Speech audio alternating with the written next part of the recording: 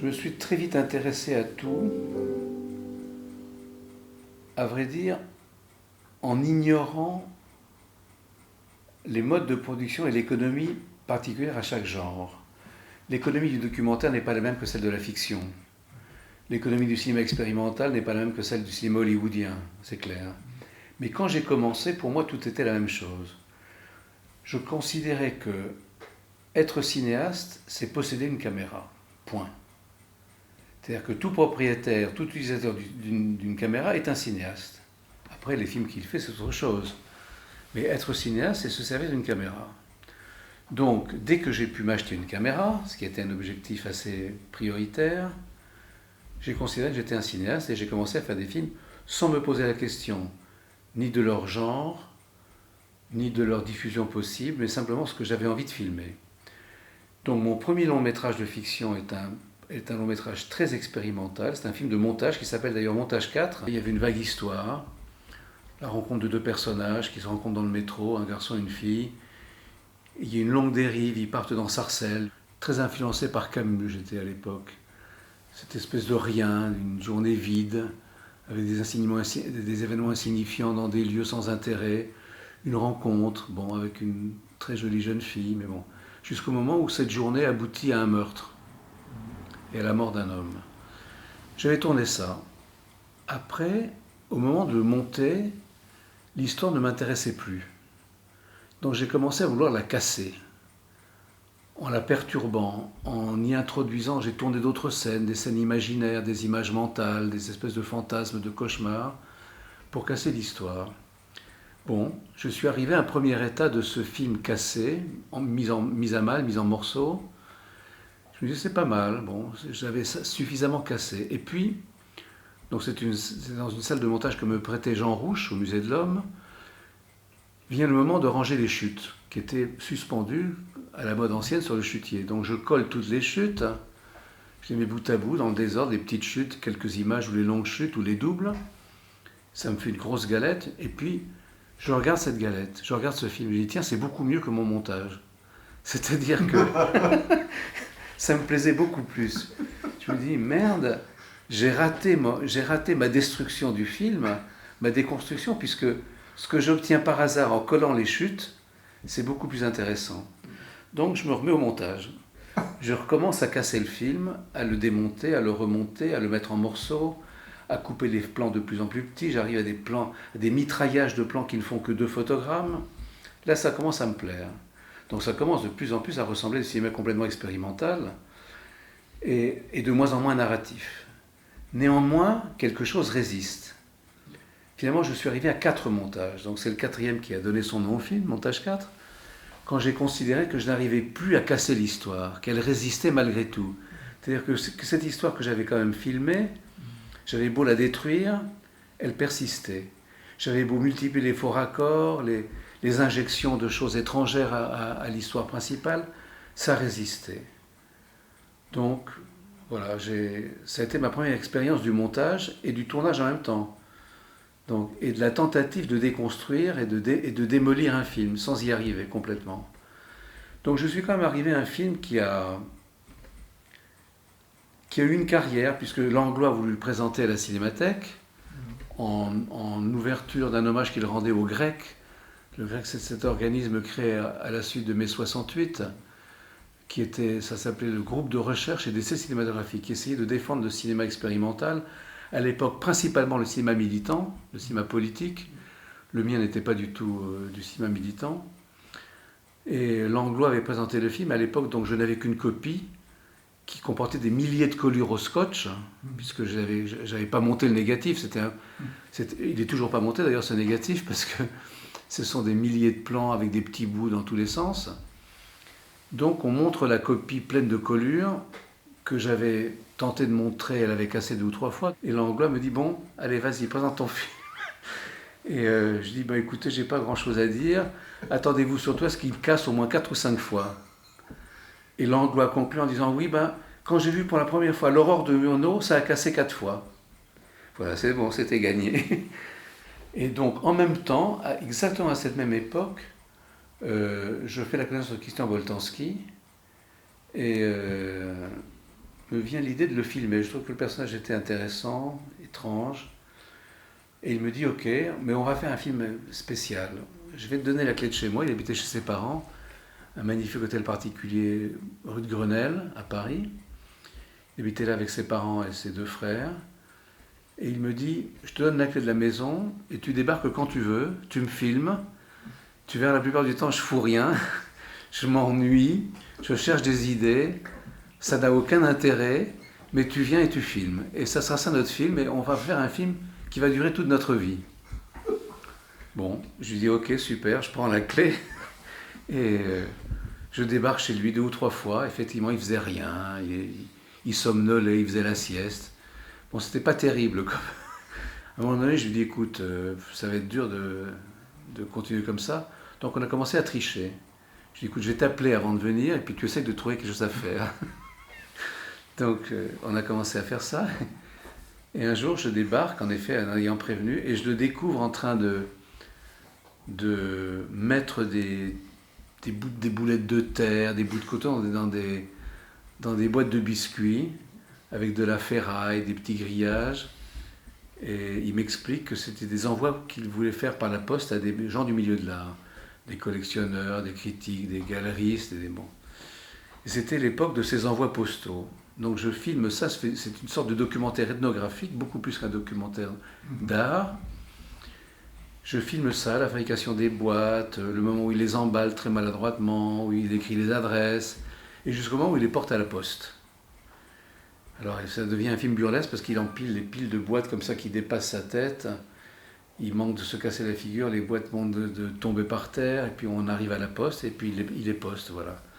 Et c'était mon premier film sur Christian Boltanski, ça s'appelle Quelques activités de Christian B. Et donc j'ai fait en même temps ce film-là et Montage 4, c'était à peu près la même époque. Et quand j'ai fait Montage 4, donc comme je le disais, il y avait le tout Paris du cinéma. Parmi tous ces gens, il y avait Anatole Dauman, grand producteur de Godard, de Bresson, de René, etc., qui me dit écrivez-moi un scénario.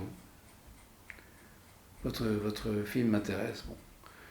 Et à cette époque-là, déjà un peu imprégné du cinéma expérimental, je lui propose un film que j'appelais Le Règlement, qui était le film sur un personnage qui déambule dans Paris avec des rituels un peu bizarres, il met ses pieds dans des endroits choisis et repérés, jusqu'au moment où il arrive dans un square, et dans ce square, il s'enferme dans les toilettes pour sortir de ses poches, très mystérieusement, alors qu'il ne fait rien d'indécent, une bobine de fil de couturière.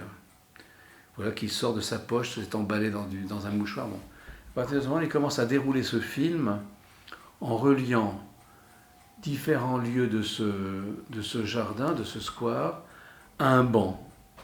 Donc tous les fils qui partent d'une fontaine, d'un manège, d'une grille d'égout, arrivent jusqu'à ce banc. Une sorte de rituel. Et c'est filmé comme si je filmais un type qui travaillait un travail réel, un électricien qui aurait tendu des lignes, ou je ne sais pas quoi, un jardinier qui aurait planté des fleurs. C'est filmé comme ça.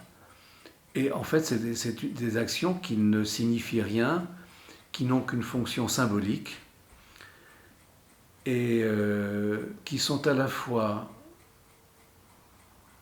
étranges et innocentes. Il ne fait rien de méchant. Donc c'est anormal, mais non répréhensible.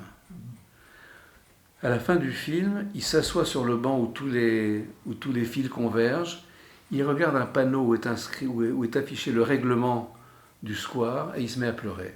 C'est tout. Je propose ce film à Dauman qui me dit écoutez, non, ça va pas, il faut me proposer autre chose. Donc je me dis bon, mon petit gars, tu vas attendre. Moi je fais mon film quand même, je le fais ce film en noir et blanc, toujours avec la même caméra et ma pellicule 16 mm.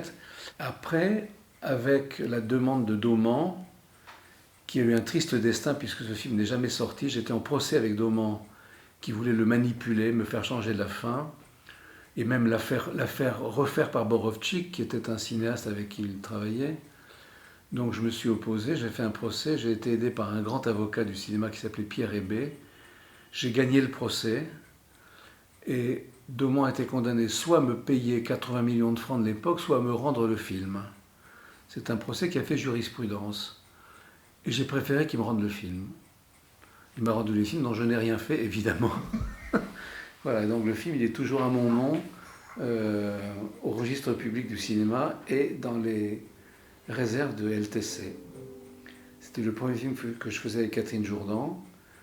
Je me suis dépêché de retourner au cinéma expérimental parce que j'avais assez mal vécu la relation avec ce producteur. Donc j'ai refait des films avec des amis, avec Catherine, des courts-métrages expérimentaux, tout ça. Et puis voilà, j'ai répondu à d'autres sollicitations de producteurs. Pour les rendez-vous en forêt, j'ai eu une avance sur recette avec une commission qui avait été présidée par Julien Gracq, qui avait été mon professeur de lycée, et qui, quand il a vu arriver mon scénario, a dit « Ah mais je connais ce garçon, c'était un brillant étudiant, lycée Claude Bernard. Il a argumenté de telle façon que j'ai eu l'avance sur recette alors que j'étais absolument inconnu de tout le monde. » Et je me souviens de Daumont me disant vous savez que vous avez obtenu l'avance sur recette, nous avons obtenu l'avance sur recette, avec un plaidoyer brillant de Julien Gracq vous concernant. Je dis ah bon Il me dit oui, il faut qu'on aille le remercier. Julien Gracq, donc d'ailleurs, je te raconte cette histoire parce qu'elle est amusante. Donc Daumont m'emmène chez Julien Gracq, que je n'avais pas vu depuis les années de lycée, c'est-à-dire depuis quand même quelques années. On arrive chez lui, il habitait une espèce de garçonnière qui ressemblait plutôt à une bonbonnière, tout était rose. On s'assoit, c'est un personnage très laconique. Julien Gracq, très discret, très timide. Et bon, je le remercie. Et il me dit « C'est un bon travail ». C'est-à-dire qu'il était toujours mon prof d'histoire géo au lycée Claude Bernard. En fait, tous tes films sont des rendez-vous. Ah oui, le comme rendez-vous. Si le destin C'est un rituel, le rendez-vous. Ah ouais. Et puis c'est un signe du destin, oui. C'est un moment du destin. Tu ne peux pas y échapper. Hein, et tout rendez-vous qu'on a avec une personne est en fait principalement un rendez-vous avec soi-même. Ce sont des rendez-vous qu'on se donne. Toujours à soi-même. Beaucoup plus qu'à une personne tierce. Voilà. Et le destin est fait de rendez-vous. De rencontres et de rendez-vous. Le plus important. Donc tout ça pour te dire un peu longuement que j'ai immédiatement exploré tout ce qui était explorable avec une caméra, le cinéma expérimental de long métrage, le documentaire d'art, ou ce qui ressemblait à un documentaire d'art, et puis les films d'artistes, parce que le film qui s'appelle Le Règlement, avec les fils, c'est genre film d'artiste, c'est une action. Ce que fait ce personnage, c'est une sorte d'action dans un espace public. Voilà. Et donc je me préoccupais absolument pas ni de la diffusion de tels films, ni de leur économie. L'économie était une économie personnelle et privée. Je faisais ça avec mon argent de poche. Et la première fois que ça a été montré, donc c'est par Langlois à la Cinémathèque. Et puis ensuite Jean-Hubert Martin, qui est devenu ultérieurement directeur du Musée d'Art moderne au Centre Pompidou, qui était un jeune conservateur, très proche des artistes de la même génération que lui, Boltanski, Annette Messager, Sophie Calle et d'autres, et quelques autres plus vieux comme Buren ou Le Gac, ou Sarkis. Il était avec nous tout le temps, parfois il était le seul spectateur de nos manifestations. Et Jean Hébert m'a un jour dit « Écoute, j'aimerais montrer tes films au musée d'art moderne », c'était encore au Palais de Tokyo, avant que tout soit transféré à Beaubourg.